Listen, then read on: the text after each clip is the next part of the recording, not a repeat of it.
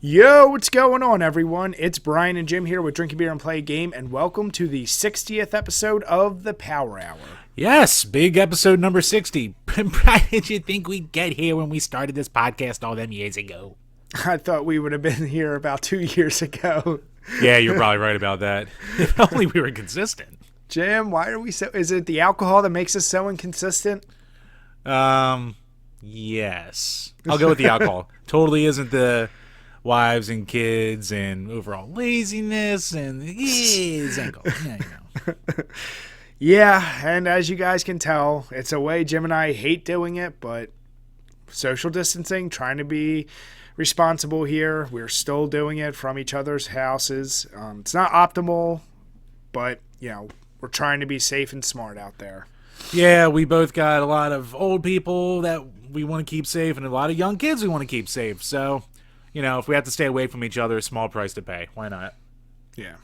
But as this continues, and hopefully it doesn't continue for much longer, since Jim and I are home a lot more, we probably can be a little more consistent, at least, with doing these episodes. So yeah, maybe we can't got anything better to do now. Jim, we gotta start giving more episodes to everyone who likes listening to us. All 10 of them. Right, we have to entertain the masses when there's nothing else going on. So, Jim, wait. Actually, let's play a little game since Okay. you and I know each other's beer collection. As far as what you're drinking, my guess. Is this from your old stock or is this a newer beer? What, that I'm drinking for this episode? Yeah. We can say old stock. Was it a Keystone, Jim? No.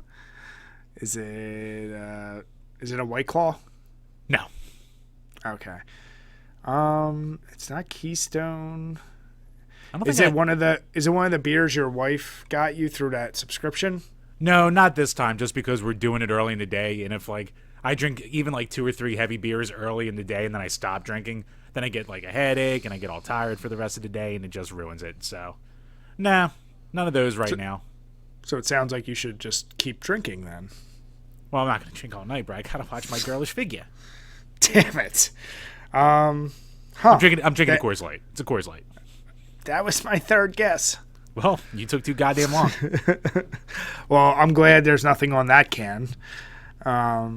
Yeah, for me, I'm going with the boys from the Chamonix Creek Brewing Company, and it's their Churchville Lager. If you've been watching our site, you know I've been having beer battles and talking about them. It's because I have a really big mix pack from them. But if I can steal a little bit from Jim... Oh, no. This great American Beer Fest medal-winning Vienna style No Fuss Amber Lager is clear, crisp, and brewed with Munich and Vienna malts that give it a malty backbone and toast-like character supported by a touch of German hops. Cheers. All right, I'll give you that one. It started a little weak. I was like, he's not doing this obnoxious enough, but then he found his groove. Listen, Jim, I don't do that bit. You got to give me some leeway. I'll give you a solid like 7 for a first time. That was pretty good. All right, I'll take it. So we talked about this last time with Nick on, and once again, Nick, if you're listening, thanks for coming on our podcast. With the time I have now, I have been able to really dive deep into some of my video game collections, and yeah, man, I am balls deep in New Vegas, and I'm like 36 or 37 hours now into that. And of course, Jim and I have talked about this. I'm obsessive. When I play a game, I'm not just going to blast through the main story. If it's a game, especially a Bethesda game, I'm going to go through so many of those side quests and just, let me get this challenge done and this and that. I probably won't go full 100% complete and like have various save points and see every single ending, but I can tell you I've literally, I think, found every location in that like Mojave Wasteland except for the actual Vegas strip, because I'm doing like every quest outside of it. And oh wow, yeah, man, that game, especially I'm doing it on the hardcore mode. For those of you who don't know, like ammo has weight to it. You have to hydrate. You have to eat food. Your stim packs don't heal you right away. So it's all about goddamn micromanagement. And I was trying to see why Jim loved this this particular game so much. And as we talked about, I think you actually do enjoy micromanagement in games. Like, that gives you a different level of enjoyment in doing games like this. Am I right? I think especially with a game like New Vegas, it's just another level of immersion in like a post-apocalyptic wasteland, which we might be getting closer to sooner or later. So might as well get that practice in now, I guess. Yeah, it's certainly something. I mean, of the 30 some odd hours, I'd have to say easily 3 of them have been spent going back to my safe location, which happens to be that like Wolfhorn Ranch or whatever the hell it was. Oh yeah, and yeah. Just dumping materials, then going, bartering them off, and then like buying like whatever I can. It's just, there's so much time, which I get it. Like, it is very strategic, and I'm very gun heavy, so I'm gonna pick like 3 or 4 guns. I'm gonna use the ammo for it and like not carry anything else. So it's definitely the most unique Fallout experience, I'll say, of the newer games. I'll give it that. Yeah, I mean, like, it doesn't have the like I said it before, it doesn't really have as many oh shit moments in the storyline or like stuff that blows you away. But I think like gameplay wise, it's probably like the most solid and really gets across what I think like a Fallout game should be. So I was thinking about that, and I think since I've been recording a lot of my footage, is 3 I feel like has the best story. New Vegas, with this hardcore mode, like, let me be clear, with the hardcore thing, it gives you a different element. Like you're saying, you're pretty spot on with it's like what would happen to you in the apocalypse, and you had to really worry about all this other shit. Right, it's visceral. It is boots on the ground visceral, Jim. I still say 4 is much better because the gunplay is much better. The ability to craft items and like just build communities, like, that takes a lot of like better gameplay elements and makes it more accessible to a lot of people. I still haven't played 76 yet, and I've obviously seen all the terrible reviews, but I may actually dive into it now that, I'm just burning through games, so we'll see. But yeah, I'll definitely report out as I get a little further into this game, but it's a Bethesda game. There's no such thing as a bad, well, let me stop. There's no such thing as a bad Bethesda Fallout or Elder Scrolls game, I'll say. Yeah. Now, how about you? Are you you hitting up anything in your collection, or you just keep playing random new stuff or old stuff? Well, the things I'm definitely hitting in my collection are for the next series of things we're gonna be doing. I mentioned it last time.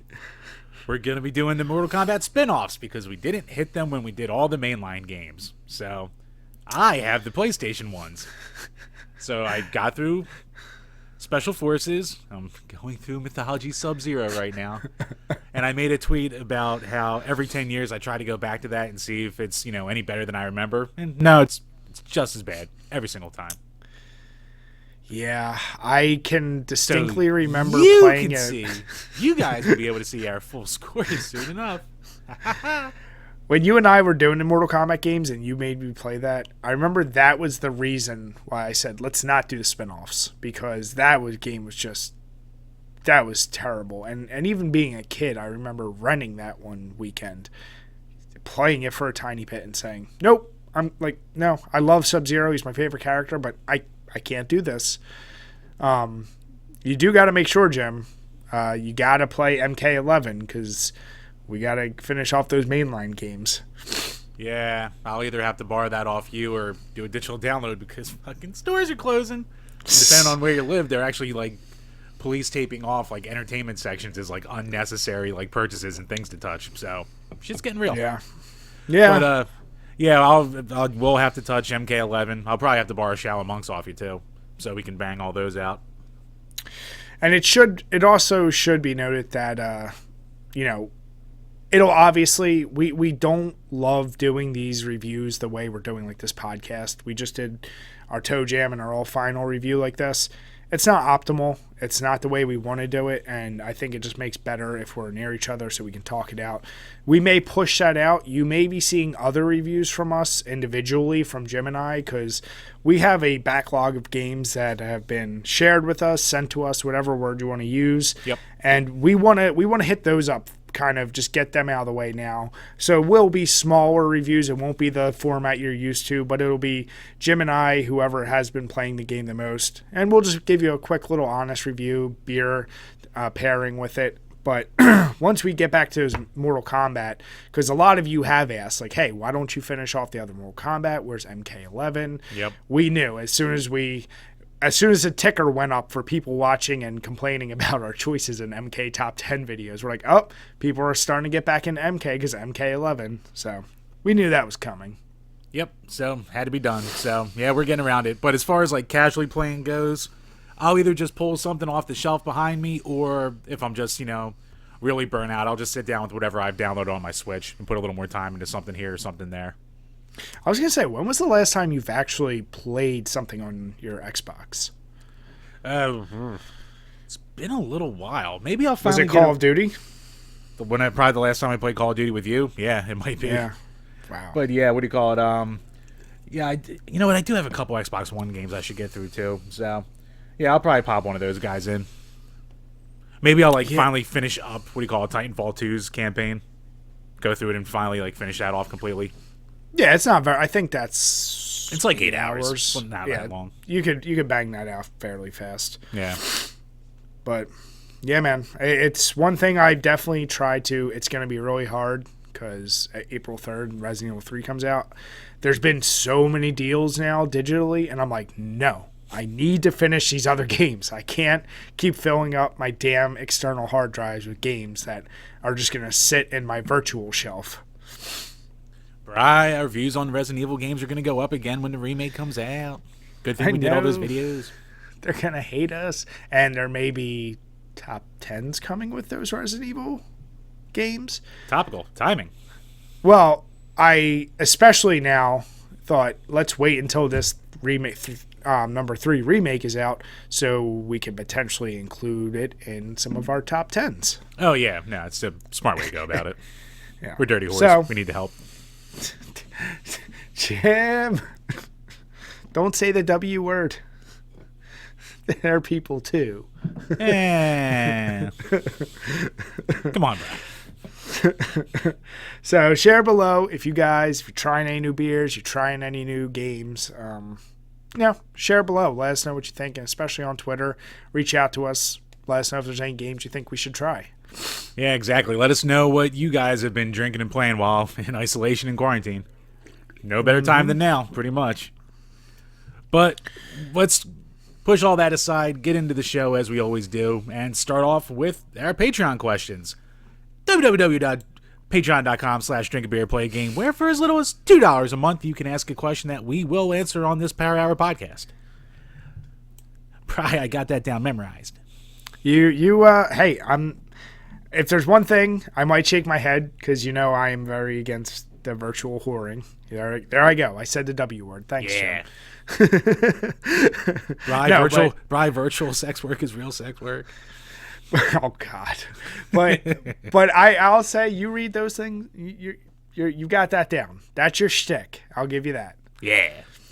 All right. So Patreon questions. First up from our buddy Gamer Astral. Are you guys digging the apocalyptic vibe or not? God damn it, we're trying to distance ourselves from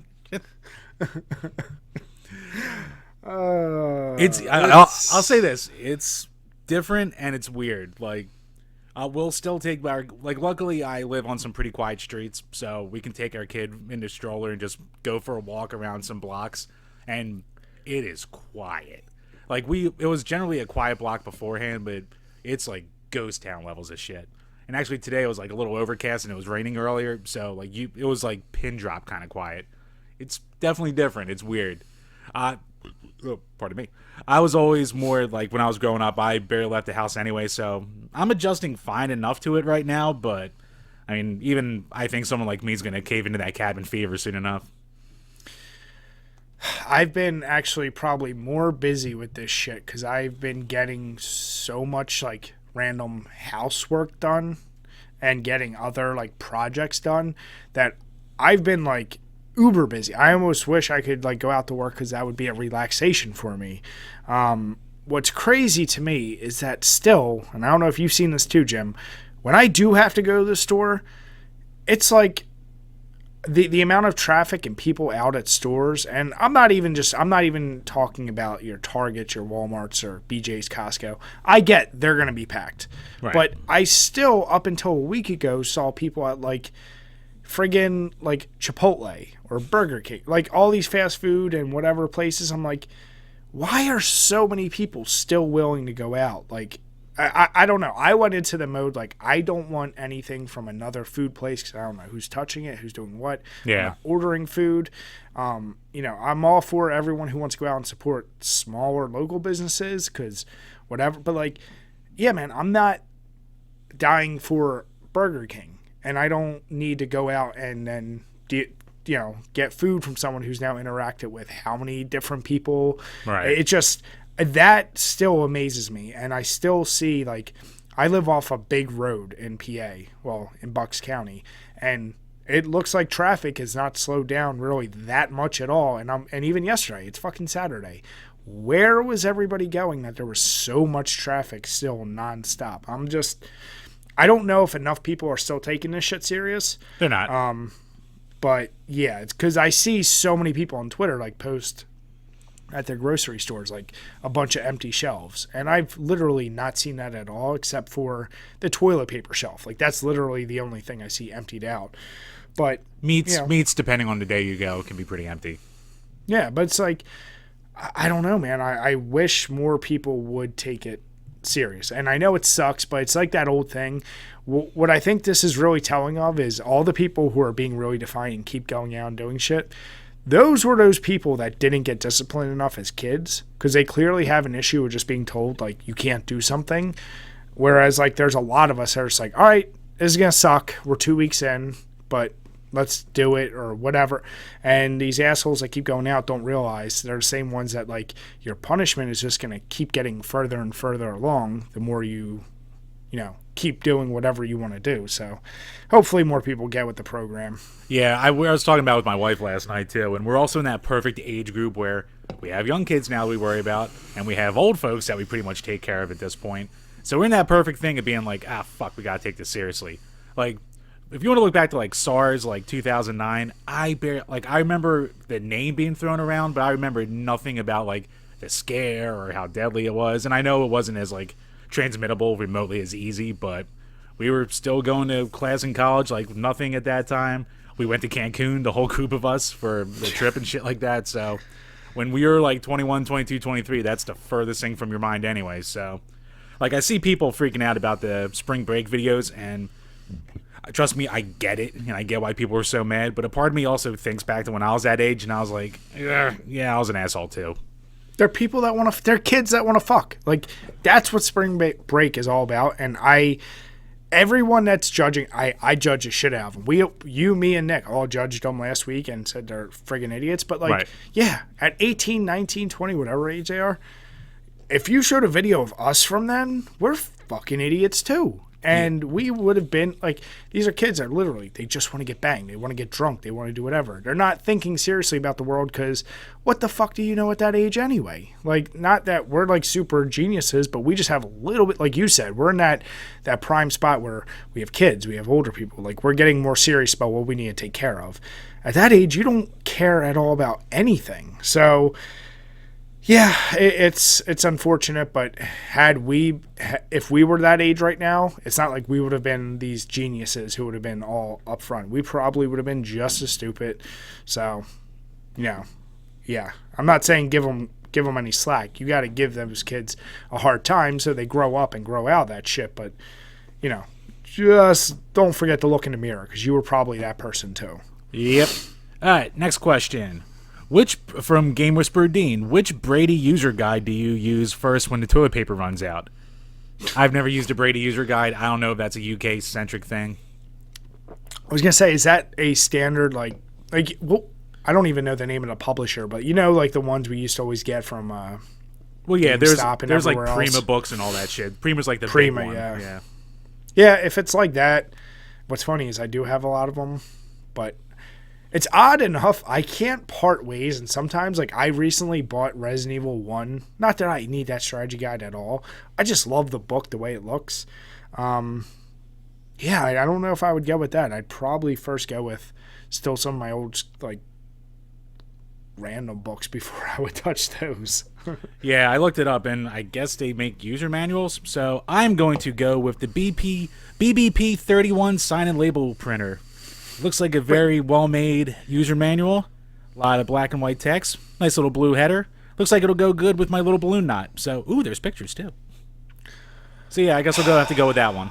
Jim, number one, don't ever, and I mean ever, refer to your thing as a little balloon knot. We know you have a distended roast beef shot with a .22 shotgun, blown out asshole. We know that. We know your history. Don't ever say little balloon knot. Like, don't make it like it's cute. Like, it's like, cute. Oh, it's just a little mwah.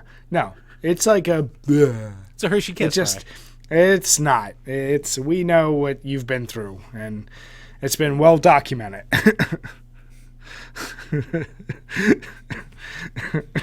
Brian, so, yeah, I can't relate use? To that question. I don't have an answer for that, Jim. All right. Well, thanks a lot, team. Moving on from G to the next level. What are some of your guiltiest pleasure games? Hope you guys are keeping well during this craziness. Cheers. Thanks, bud. You too. Definitely. Guilty pleasure games. I'll go first on this one. Give you a little time. The easiest answer for me is going to be Fighting Force, whether it's on the N64 or the PlayStation 1. Because it's not, like, we reviewed it a while back, and like we said back then, it's not a game that's great. It's a really, really generic 3D brawler, but I don't know. I just have so much nostalgia for it that it's still one of those ones that's like, yeah, I know it's kind of crap, but I still enjoy every time I pick it up. Okay. Oh, man. Guilty pleasure game? Or maybe you could say Superman 64 and me just flying through the rings. Could say that too. Damn it, Jim. Of my rings. I don't know. Like, there's no game I fear. Maybe I'll take this a different way. I see what he's saying. Like, there's no game I play and I'm like, oh man, like, if only everyone knew I was playing it. I don't have, honestly, any games. Like, I've talked many times, I like No Man's Sky. I like the relaxing nature, so that's probably the closest, but I'm not like someone who would not admit to playing it. When it comes to guilty pleasure, one game that I almost feel guilty because of how much time I spend when I do play it are like RTSs or like games like Rome Total War, things like that. Any PC game that I get really invested because I dive deep and I play probably many more hours at a single session than I do any other game. If I'm playing Call of Duty, if I'm playing New Vegas, if I'm playing any of those games I normally talk about, I can literally do like a 20, 30-minute session, play, and stop. If I'm doing a PC game, like I just mentioned, I'm deep in it. So I feel guilty that I invested so much time sitting there playing that. That's probably the closest I could come. All right, fair. And yeah, I'm the same way as we talked about before with RTSs. So, Good question. Next up, Todd Hargosh, Snarkast. Since you were both talking about the VR version, I have to ask, overrated or underrated? Ooh, Half-Life 2. Yee.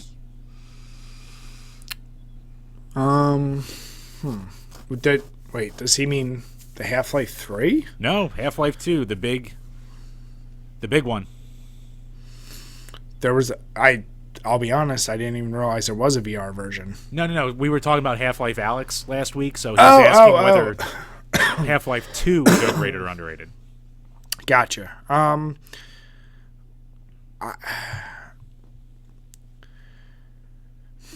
It's tough. It would be easier to say overrated because I never find anyone who says it's underrated. Right. But it's kind of like when someone asks that about Super Mario 3, there's a reason everyone talks about it and says it's great because it is. And it's more about like historically what it did. If you took a kid that's, 15 years old, never played any of those old games, has played every predecessor that was inspired by those physics, by that system, and played that, they might be a little bored with it, to be honest. And I can understand you're like, I don't get the huge appeal. But still, that story, that game, revolutionary for a time, one of the biggest jumps in technology and physics in video gaming. So I don't see how you could justifiably say it's overrated unless you go with what I just mentioned, which is because everyone sucks it off, but it's for a good reason. So I'll still say underrated for historical significance, and I really love that game and that story. So yeah, I'll say underrated.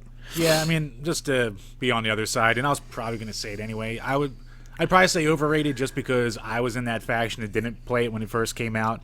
Played a lot of Counter-Strike, which is based off it, but the game itself I didn't really play, and then when you go back years later, you're like, oh, I've seen this 1,000 times now, so it's in the, like you said, it's in that vein of like GoldenEye, where when it came out, it was revolutionary, but then you go back and you're kind of like, but it was super important for the time, so... Well, here's one thing I will say. I think especially because it got released on the Orange Box, that game aged a shit ton better than GoldenEye. Oh, yeah, I by think far. That's undeniable. Okay. Yeah. I thought you were trying to... No. I mean, it aged... No, it's still extremely playable today. Yeah. I'm just talking about for, like, the impact that it had when it got released. For, like, the physics engine and for storytelling in an FPS and blah, blah, blah, blah, blah, blah, blah. So, everything that everyone's already said about it 1,000 times already. But... just for me as a guy who didn't play it until years later, when I played, I went, yeah, it's good. But, at you that blown point, away. I gotcha. Yeah. Yeah, that's a good one. Shit, we could have used that for later. Yeah, I know, right? So, good question. I like it. And our last one from our brand newest patron, Nerdy Nick 91. He signed up right after we did our podcast last week. So that was super nice of him. Yeah, you're the man. Yeah, for real. With WrestleMania approaching, what are your favorite Mania moments / matches? Ooh. I think you and I have talked about this. My easy two are Shawn winning the title at 12, which I know 12 is like one of your biggest WrestleManias too, with, well, I'll let you tell it. Right. But that and Warrior beating Hogan with the dual titles. Those were the two most, when I recall Mania moments, like growing up, those were the two most impactful for me. Because Shawn Michaels was always my favorite wrestler, and that was like huge. And obviously Warrior when I was a kid, like him going against Hulk was like this passing of the torch, and I never saw two titles on the line at the same time. So yeah, I'll give those two moments. Bri, you're not going to go with Undertaker noosing Big Boss Man in a Hell in a Cell match? No, I thought of a lot of Undertaker moments, but yeah, they were always like I could always rely on a cool Undertaker moment. Those other two stood out as more important. Like, oh yeah. No, I was just being a dick because that was a terrible moment. But yeah, I mean, I talked about it, I think, on here before, but just in general. So, like, my best friends growing up all loved wrestling, and I didn't really care about it. But I had illegal cable growing up, so. When WrestleMania 12 came around, everyone was like, hey, can we come over and watch it? And I was like, sure, why not? So we watched it, and the whole event just blew me away.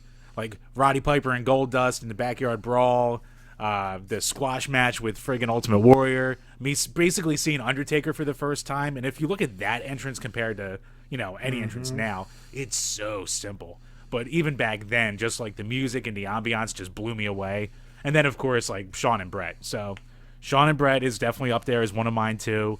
And then the other one, if I'm going to do two moments, will be, the double turn with Brett and Austin. I still think that's probably the best.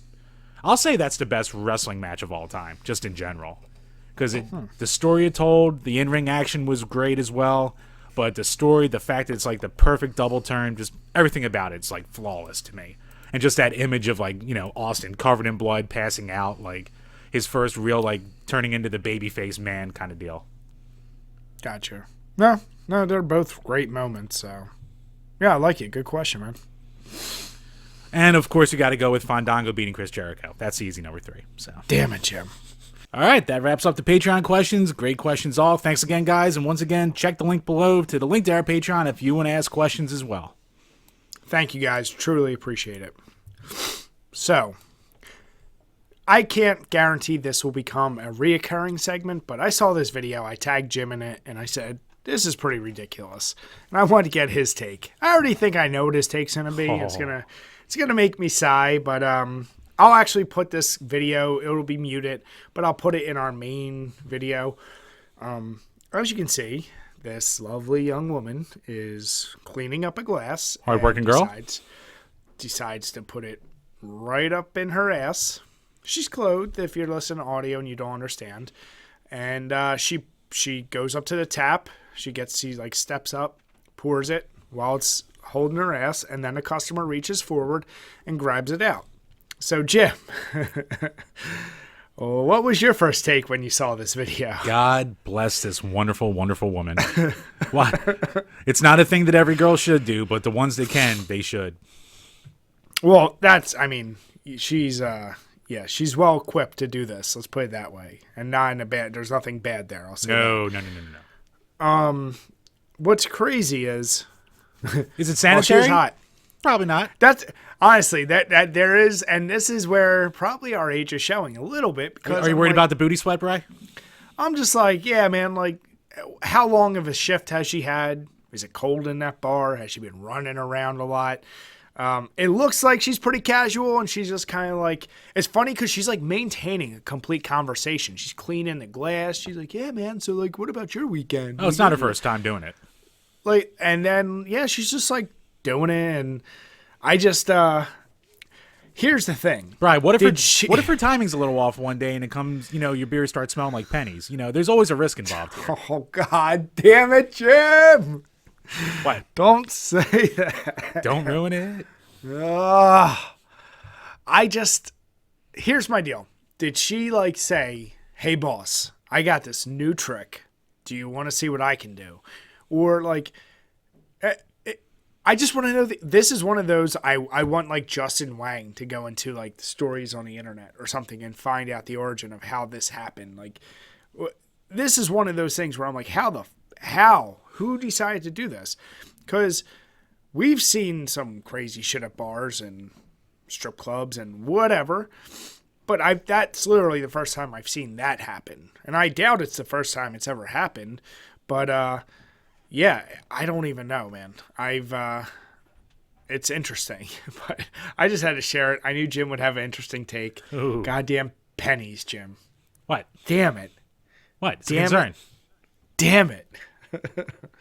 I'm a realist, Bri, all right? Look, we've been to enough bachelor parties and strip clubs, and some of our friends have had some unfortunate experiences with pull strings. So I'm just saying it's a thing that can happen.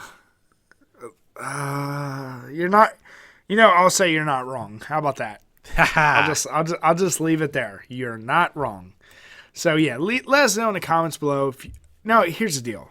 Jim and I are sitting here saying we'd worry about sanitation. If we were at that bar and that was an option, or she said, do you want me to serve it like this? We'd say yes. God, yeah. There's no chance. Like, nah. Any dude, it's like, I would not do that. Yes, you would. And if you really wouldn't, no, you would. You just would. I'll do it right now in the Corona apocalypse. Come on now. Damn it. That is one of my favorite memes where it's like, people are afraid to stand next to each other at a bar, but it's like, or no, what is it? People are afraid to cough on each other, but like 5 minutes later after meeting someone at a bar and it's just a guy eating a girl's ass out. Yeah. Guys are wholly motivated by one thing. And that if you want to say that's our biggest our defect, then yeah, there's no fixing that. So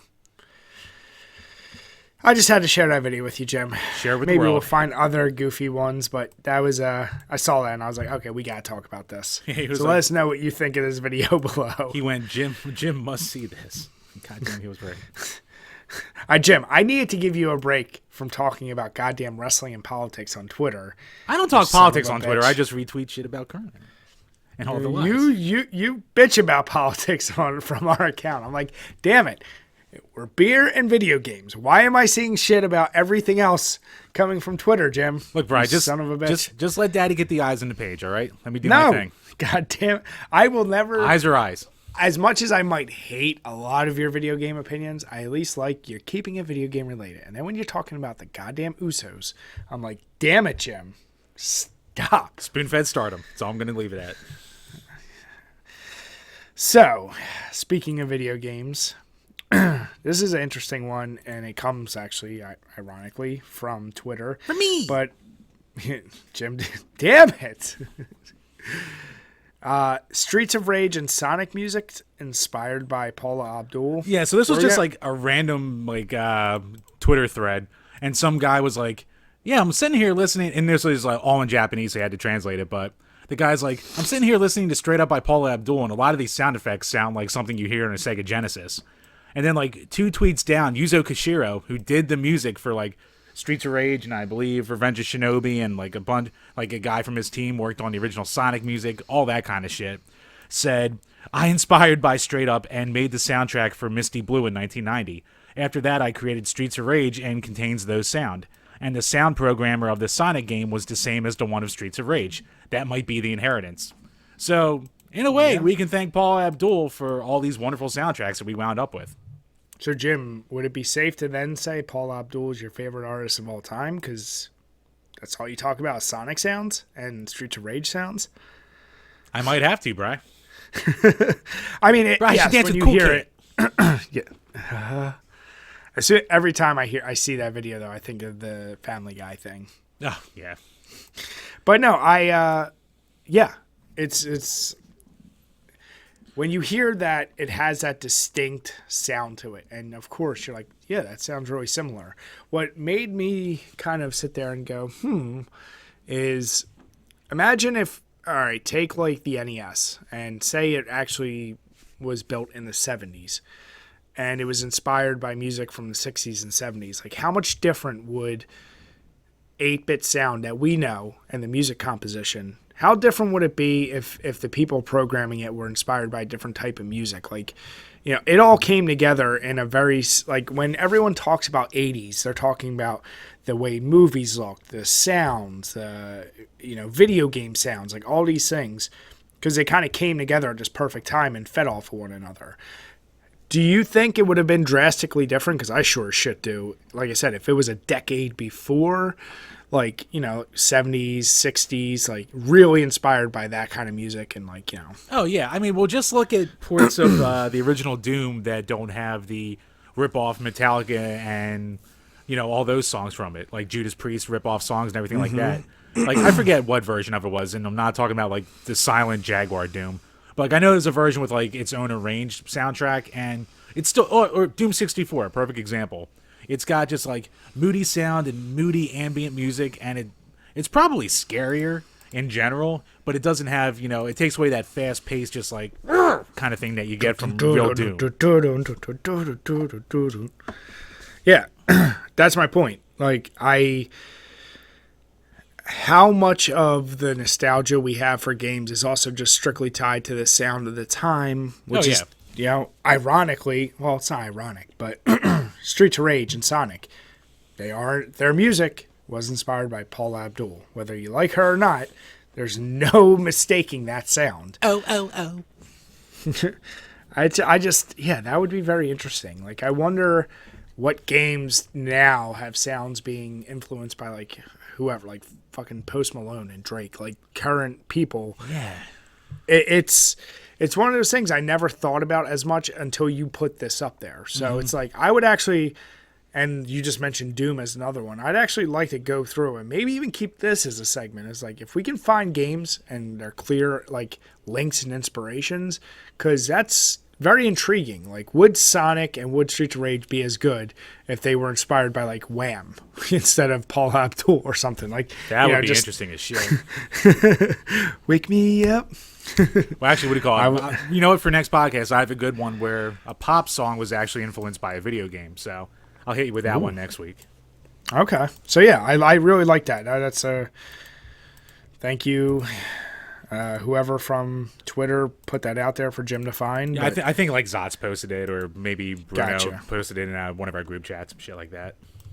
No, that's a great one. So I love that topic. If you guys know any, comment below, and we'll gladly talk about them in future ones. But I love topics like that. Gets you thinking a lot more about, like, it's not just somebody coming up, because we all know there's no such thing as original create. Like, everything is inspired by something, whether directly or semi-indirectly. Like, you're not coming up with a completely original thought. Like, there's a modification of some shit you've seen or heard. So, yeah. All right. Bri, imitations is the sincerest form of flattery. Pennies, Jim. Pennies. That's what I'm here for. All right. So then the next topic, Jim, you threw this up here, but it looks like I think it's a follow up on something we've talked about previously, unless I'm wrong. I think we mentioned it, but we love, as people who follow the page know, we love our lawsuits for these podcast topics. And there's been an ongoing one. One of the biggest complaints about the Nintendo Switch is the drifting of the Joy-Cons. It's been going on since day one. Nintendo offers for you to send your Joy-Cons back to them, and they will fix them and send them back to you. But there's been reports of repaired ones drifting again. And even the Switch Lite, which is the newer, updated version of the Switch, has the same problem. Somehow.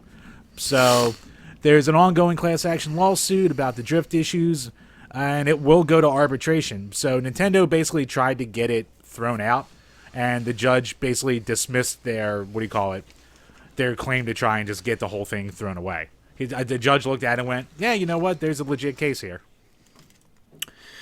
Yeah, I almost look at it's kind of like a car manufacturer who finds out after they've put shit out there and they have to make a recall.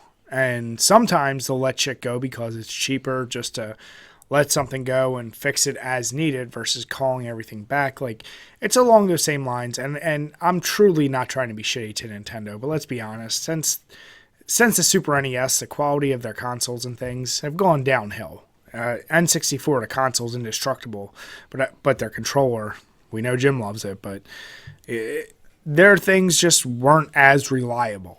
And I feel like this is just another symptom of that.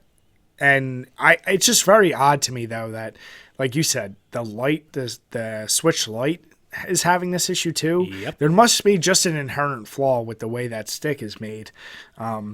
And yeah, re-engineering the whole process to manufacture these things, I'm sure it probably is cheaper to just have people send it in, or they know a lot of people are just not going to bother doing it or go get another one or get a third party. And they're like, whatever. Like, they're not worried because it's clearly not hurting their sales. Yeah. So from a business standpoint, it sucks, but you're still going to buy their shit. So why would they go ahead and fix it? Hey, if there's some kind of settlement, I'm fine with it. That means I'll get $10. Whatever. I'll take it. But it is like, because I know buddies who've repaired their Joy-Cons with like a little $5 stick set that you can get on Amazon. And you're like, yeah, it's an easy fix and it works fine. I just shouldn't have to do it. So I think there's an easy fix out there that Nintendo could implement, but as we're saying with the Switch Lite, it's something that for some reason they're not. So at that point, fuck them, so whatever. One thing that always makes me feel good is that you look at gaming community, just like remember the 360, Three Rings of Death? Oh, yeah. Like, everyone knew, like, oh shit, when is my time? And I remember, like, one of my best friend's cousins, like, found some shit about, like, super gluing or soldering a whole bunch of pennies to, like, a cooling device. Like, did all these things that could fix the problem. Like, people just came up with ways, and it was very interesting. Should you have to do it? Nope. But anything mechanical and electrical, you're probably going to have issues, and it does suck that you would think a company like Nintendo would have better quality testing.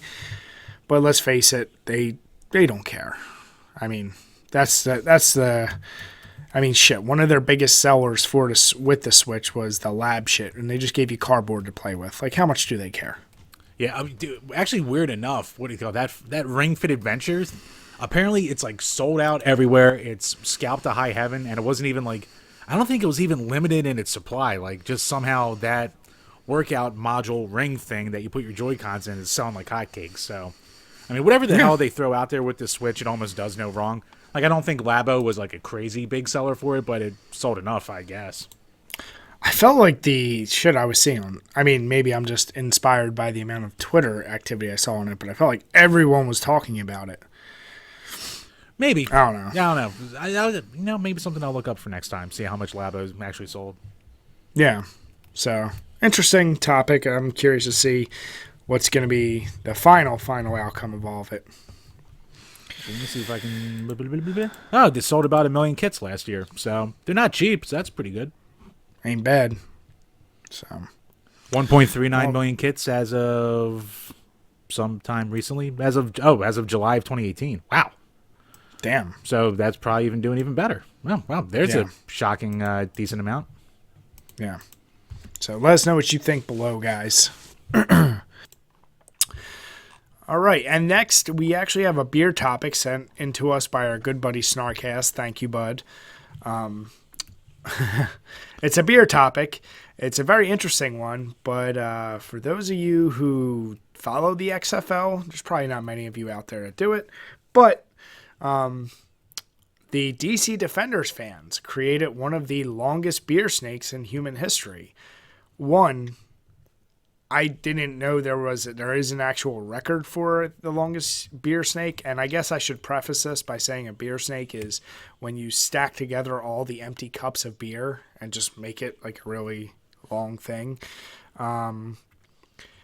Yeah, I'm trying to see, and maybe you know it, Jim. What was the actual length of this thing? Blah, blah, blah, blah, blah, blah, blah, blah. I'm trying to see. I mean, it's almost the entire length of like the upper stands of the stadium. So, I mean, that's nothing to sneeze at. That's freaking huge. I'm trying to see if the article says how many was in there. Yeah, I don't see it, but I mean, shit. It is. Just post a picture, let the people see, what do you call it? It's like if you've ever been to like a sporting event in like an open stadium, you know how big those upper sections can be, and the fact that it's basically going all the way up is insanity. Yeah, it's crazy because, one, you're at a football game, and how many of those people were drunk? The fact that many people coordinated together and could keep that shit together. Oh, you know some motherfuckers got dripped on. And they must have gotten it from, like, all over the stadium, passed over to them, too, because that's a shitload of cups. Yeah.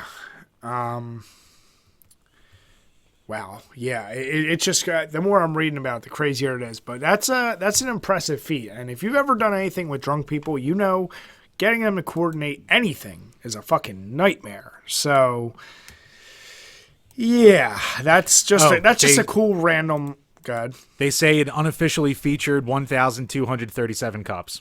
So God only knows, but. Well, okay. So, and then I was looking at the attendance record. So they were like usually about 15,000. So that's not. I actually thought it was going to be more cups than that, but I guess that makes sense. I mean, they probably just threw a number out there anyway. I mean, it is Vince McMahon's football federation, so. This is true. I was surprised that they closed up as early as they did. Not because they were failing this time. They were doing a lot better than before, but, you know, Corona broke out, everything, you know, stopped itself.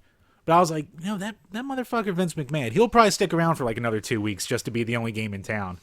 And I'm pretty shocked he didn't, especially in like the early stages of the pandemic, because he could have dominated TV sports for about 2 weeks.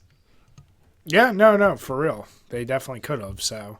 And you know what? You never see these beer snakes at NFL games, so good on the XFL fans, I guess. Maybe the beers are cheaper at those games. I'll be honest, it looks like there's something just a little more fun about watching the XFL. Maybe because you don't have it. It's kind of like when you don't have to worry about being invested in shit. Like, yeah, I couldn't just watch. If you're watching anything in the NFL, chances are you're tying your emotion to the team you support the most, or no matter what it is.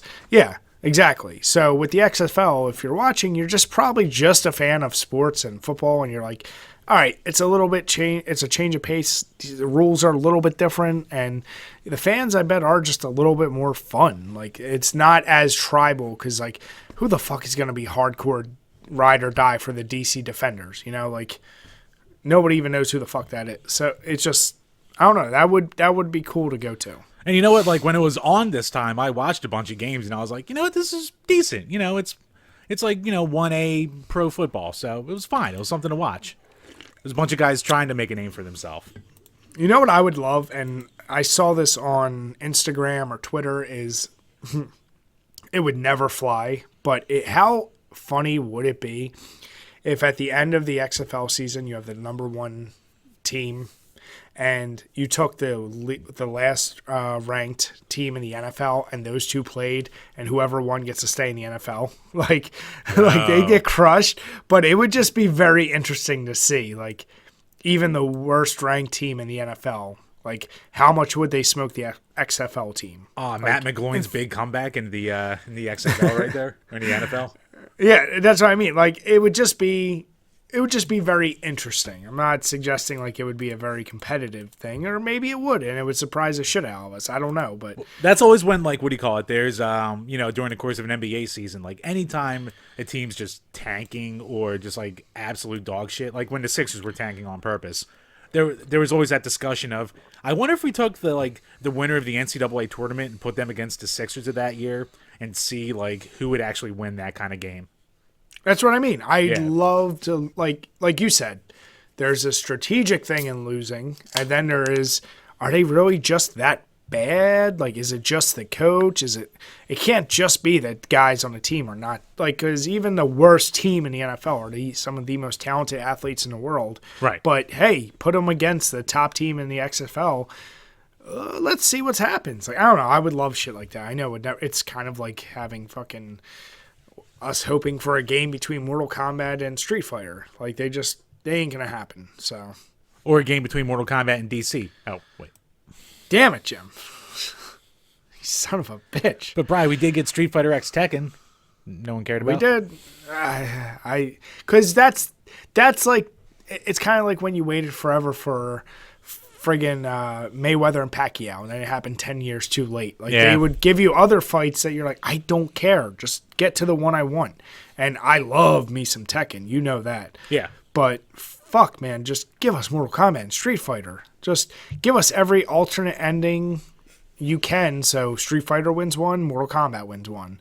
But of course, Mortal Kombat, they tried to show it to DC, and you and I complained, and most people did. Most did. They just tone down the violence for the DC crowd. But you can't do that. Just look at Deadpool. Look at like movies now. There's superhero movies made rated R. They can make plenty of money. So Street Fighter, you can be rated R and you'd still make money. I promise you. So just do it.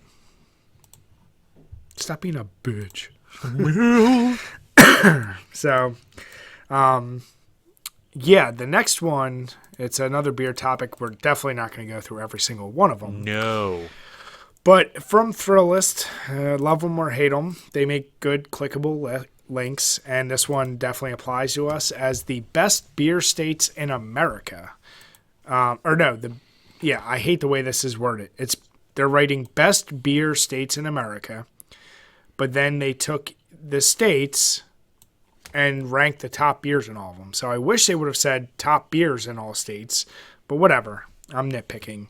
I do want to go right to PA. Well, yeah, what do you call it? It was clickbaitily titled, but it's not what the article is.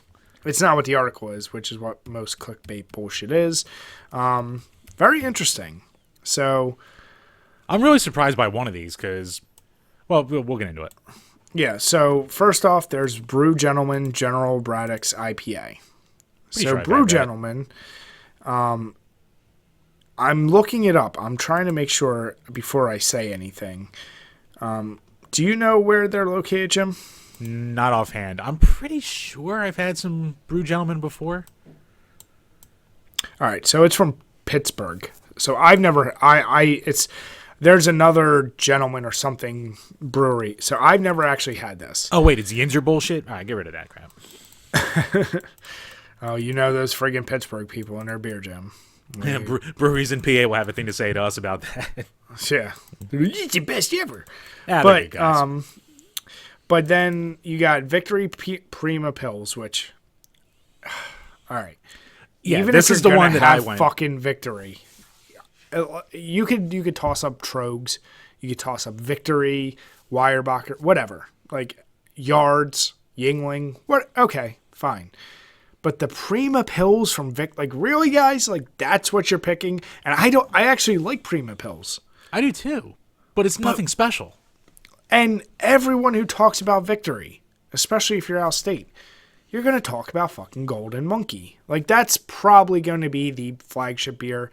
It's not for everyone, for sure, but that is the beer. It's like the 90-minute or 120-minute from Dogfish. Right. It's just, that is the beer you talk about. Yes, the Pills is way more drinkable, but really?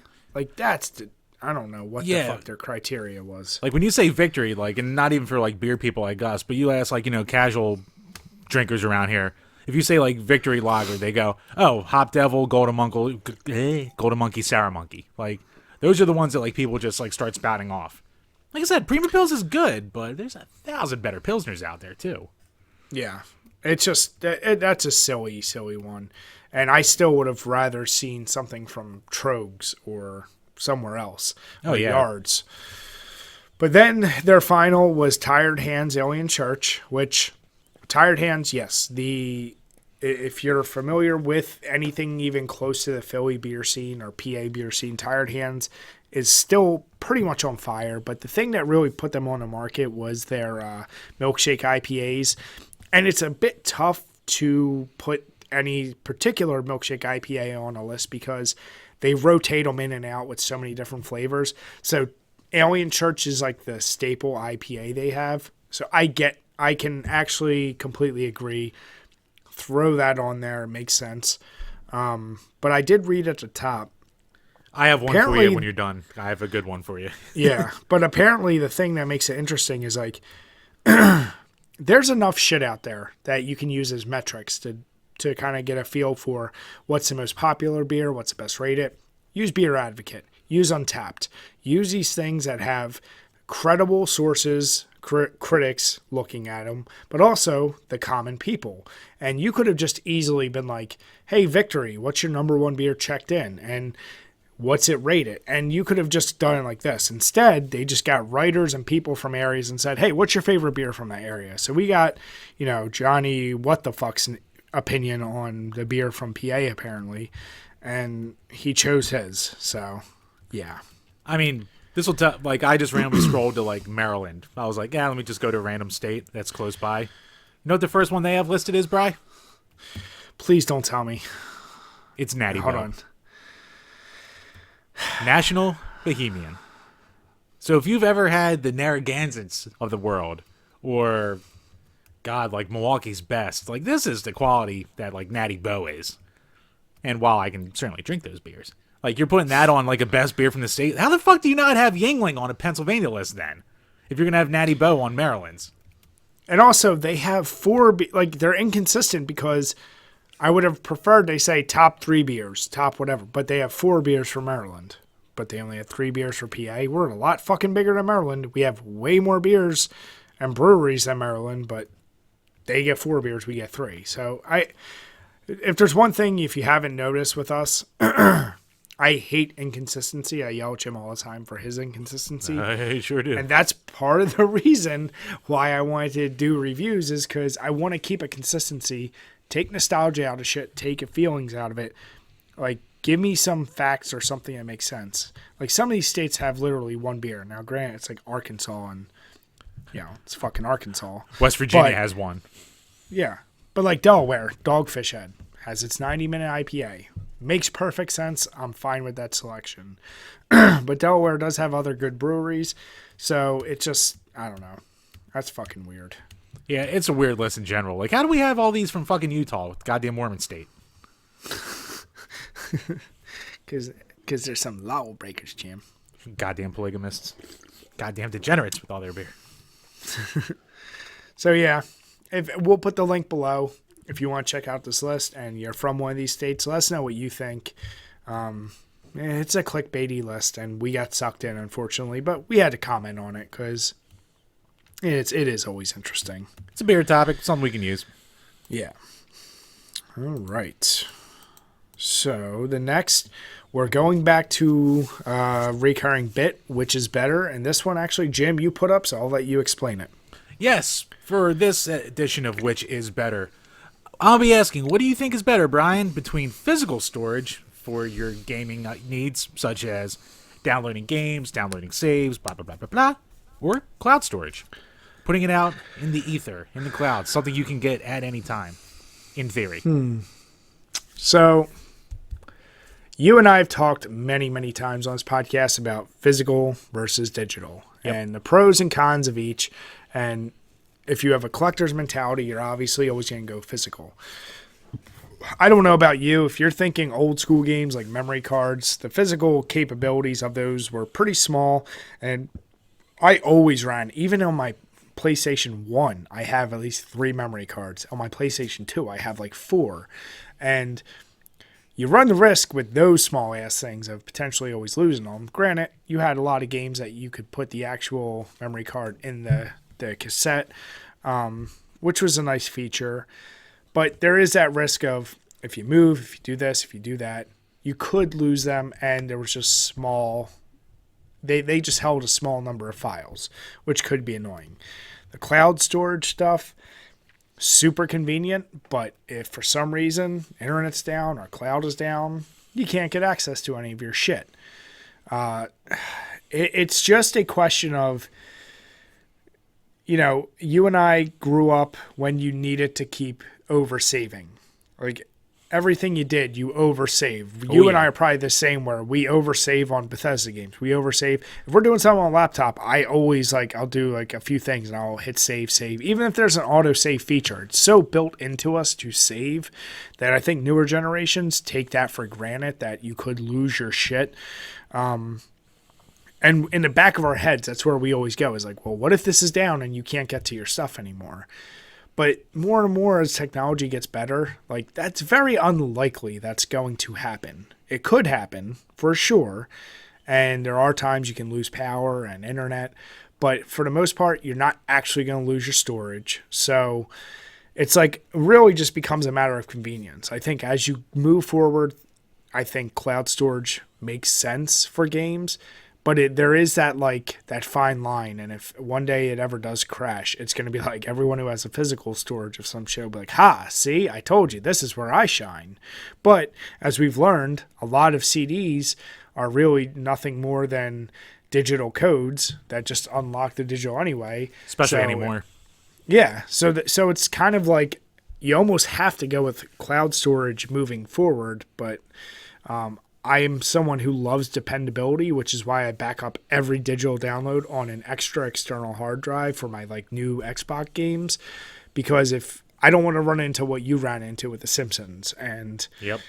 I've never had an issue with save states or anything of that nature, and since I back it up, I'm fine with cloud storage, but I will always back up physical. Yeah, I mean, I think it's almost a thing where you can say the right answer is cloud storage, but it isn't quite there yet. It's pretty much almost there, but I mean, look, to go back to your point about how we grew up in oversaving, motherfucker, I grew up with Mac OS 9. I would be in the middle of so many goddamn homework projects, and I'd be 2 paragraphs away from being done. And all of a sudden, I'd get that pop-up, and all it was a picture of a bomb. That's all it said, because that's when you see the bomb, you go, oh, I just lost everything. And you'd have to reboot, and the auto-saving on that back then was goddamn horseshit. So, hey, yeah. Jim. Yes, Brian. Can I ask one favor? And it's really for the fans. It's not even for me. Go on. Can you please start posting pictures of you when you were young? God damn! If I get, I'll look through some family portrait albums and shit like that. I need that one that your wife, and I think it was on my old phone, but that family portrait one of you, Jim. Oh, fuck. Yes, I know which one you're talking about. Hey, I have some embarrassing. You know what? That's what we need to do. I looked cute in that sweater. God damn it. I think we need to use some of my old photos and your old photos in our photos for some of the thumbnails coming up. So I think so. You need to do that. Listen, I can go with that. Most people were embarrassed by their younger shit. At least, well, I'll just wait till you show it. Oh, no, don't worry. I can easily. I think I have it buried on my phone somewhere, but at the very worst, when I allow myself to see my parents again and in person, I'll take the picture because it's hanging right on the wall in the den. So, yes, I will look that up. But, yeah, going back to the topic at hand. Yeah, cloud storage is great, but it's still, a pain in the dick because, ask anyone who's tried to transfer their shit from the old Switch to a new Switch. Pardon me. That is a complete pain in the balls. Or even, back in the day, I would try to sign in on a buddy's Xbox from using my Xbox account because I would have, say, more cards unlocked in Magic the Gathering game or shit like that. And it was just, it's still kind of clunkier than it needs to be. And I'm talking as a boomer at this point, because I remember the days when you could just bring your memory card over to a buddy's place, pop it in and be like, oh, you have my roster of characters, or you have all of my cards in a Yu-Gi-Oh game, shit like that. So it never had enough, space for it. It was a scam to make you buy more. When you were talking earlier, I held up a boxed VMU I had because that thing held like a game and a half before it filled up because that was just a gimmick. So physical storage, it's technically not the better option, but there's something to be said for dependability and being there. Like anytime I make a video myself for the page, I back it up on 3 different hard drives just in case. So that's probably the era we grew up in, like you said, but I'll always prefer physical storage, but I will say give it like another 5 years and there's be no argument against cloud storage, really. For sure. Yeah. So let us know, guys, what you think below. This is one to me, there is no clear cut, like Jim said. Probably the right answer is cloud. But there's, holdouts like Jim and I who probably still will be like, yeah, we like your cloud. But just in case. Yep. All right. So for the final topic, and it is another reoccurring, overrated, underrated. Now, we already did one, thanks to our buddy Todd. But I wanted to throw this out here because Jim and I kind of danced around this one. But I just wanted to kind of hit it head on. The Silent Hill series. Is it overrated or is it underrated? And kind of, Jim, you tell me if I'm right or wrong in my assessment, because you and I think kind of have the same opinion. First game, it was pretty good. It was like, okay, this is a more psychological. Second game, best of the series. And, it took the psychological horror to a different level. We had its main competition being Resident Evil, which early Resident Evil games, I'm not saying they were action games, but they were more action oriented than the scares you would get from the Silent Hill. God, what a golden age too. Just to cut you off real fast, because when Silent Hill 2 and 3 came out is when we were going through Resident Evil Remake and Zero and shit like that. So, man, and we already had Resident Evil 1 through 3. That was survival horror golden age. Yeah, and then so after Silent Hill 3, let's just say everything else happened. Yeah, And then, I'll even throw in, and it still drives me crazy, Silent Hill PT, the goddamn demo that no one can play anymore. Yep. People still put that on list of best horror game ever. And granted, I will say, the experience, I didn't get to see it myself. I mean, I've watched enough reviews. I did not play it myself, but we all have probably seen it at this point. Yes, layers of fear. Most games that do that first person, you keep walking and visually things are altered. It helped inspire that style, even from a demo, but probably a lot of games had been working on it at that time.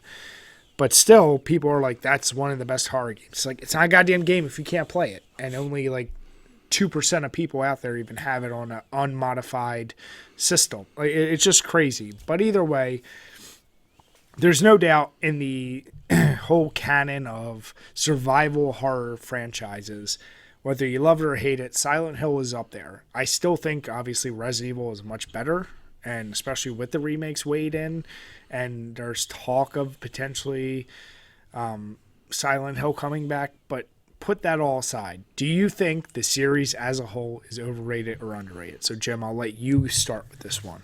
I'm going to have to say overall it's overrated, just because, with the exception, 2 is up there as one of the best horror games ever made. 3's really, really good, and 1's pretty damn good as well, though it's, it's clunkier, but after that, man, what was it, Downpour, which was kind of like the remake of the original one, is decent, but 4, The Room, which really wasn't even starting as a Silent Hill game, but they just threw the label on there to make it, sell more. And then all the ones after that, which are kind of a disaster, and the weird isometric, almost beat 'em up horror one that was the last one on the Vita in 2012, Book of Memories or some shit like that. So yeah, overall the series itself isn't that great, but its standouts are top tier. So, but overall, I guess as a series, I have to say it's overrated, just for that alone. And strictly, I agree with Jim. But just if I play devil's advocate and I say it's underrated, the only reason I'll say underrated is because it did provide what I love, which is competition. Because otherwise, you would have had strictly Resident Evil clones. And you did see that from like D, Martian Gothic, like Overblood. Overblood, Dino Crisis. You were seeing all these games that were starting to be like, oh, we're like Resident Evil. And here's your gun, and here's a bad guy, and shoot, shoot, bang, bang. Do puzzle, you're good. Silent Hill to me inspired games like Fatal Frame or Fear. Or Fear's not as good of an example, but or what do you call it, games like that, Amnesia, or what do you call it? Yes, exactly. Yeah. No, that's a good one. The Dark Descent. So and you had like Clock Tower in its own little niche too the whole time. I think Fatal Frame was kind of around the same time too. Fatal Frame's been around forever. It just never really. Yeah, but Fatal Frame came out. Yeah, but like Fatal Frame still came out after Silent Hill. So I'm saying like the idea of you didn't need combat in order to be scary, and you could really set the mood. You know, Resident Evil set plenty of mood, but at the end of the day, it was also scary because you were fighting. You had to be tactical with your ammo, and you could obviously fight in Silent Hill, but that really wasn't the scary point of the game. And I like that helped build that ideology into other games and inspire other games. And you could say like the imagery was even more scary than Resident Evil because Resident Evil used way more. Yeah, like Resident Evil used a lot of atypical, zombies, creatures, whatever. They created their own, but at the same time, it was like, okay, stuff you saw. This was a regular ass dude dealing with these crazy, horrific aberrations, whereas Resident Evil, you were a special forces person dealing with zombies and whatnot.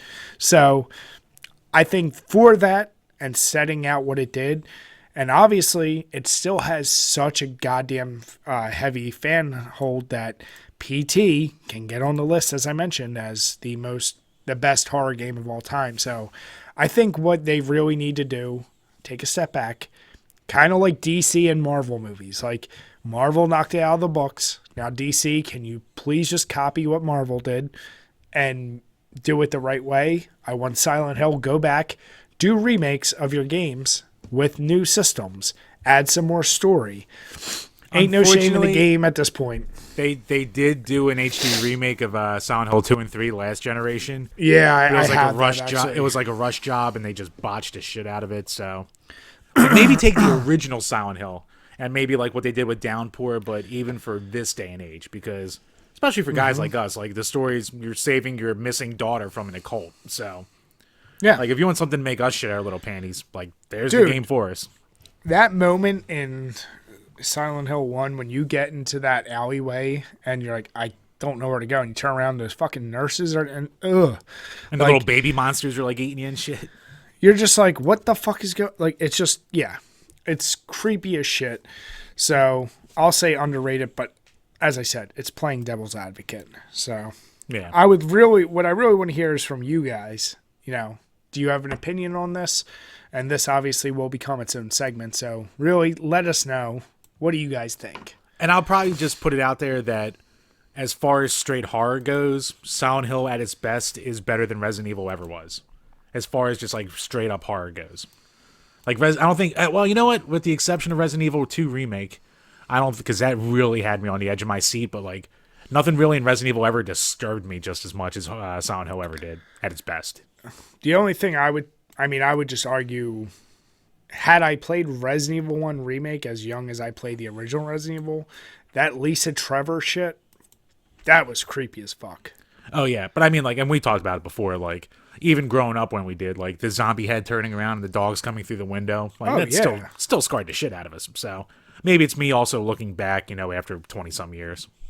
Yeah, but let us know what you think below, guys.